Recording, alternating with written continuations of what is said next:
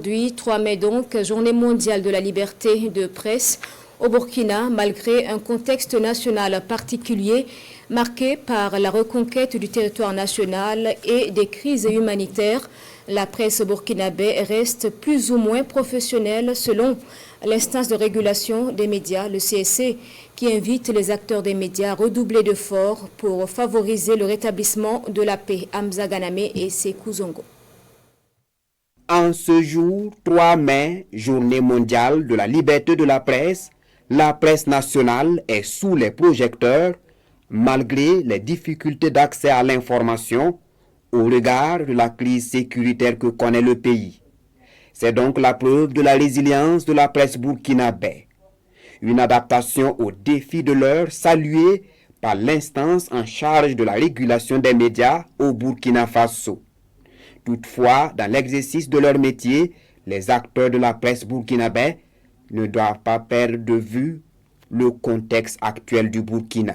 Nous sommes dans un contexte d'insécurité et notre presse doit également s'interroger sur comment adapter l'exercice de la liberté d'expression à ce contexte particulier pour que ces missions d'information puissent jouer le rôle qui va aider la société à résister à toutes ces difficultés. Et travailler en sorte que notre adaptation ne soit pas une sorte de censure. C'est dire que la responsabilité sociale du journaliste ne cesse pas en période de crise. Au contraire, elle doit être plus accrue. Et sur ce point, le Conseil supérieur de la communication est disposé à accompagner la presse nationale. Nous savons que volontairement, les journalistes ne peuvent pas décider d'être un problème.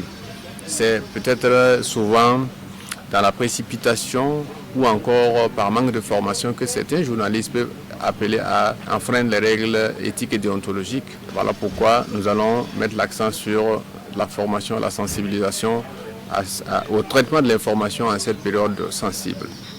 Nous allons également, dans cette même lancée, nous adresser aux citoyens qui sont bénéficiaires du travail des journalistes pour que ces citoyens aussi, en tout cas, aient du discernement dans leur mode de consommation de l'information, des informations, notamment celles qui proviennent des réseaux sociaux.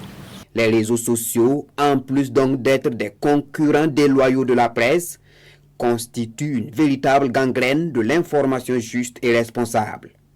Acteurs de la presse et consommateurs de l'information sont donc invités à la responsabilité, qui dans le traitement, qui dans la consommation de la matière informatique.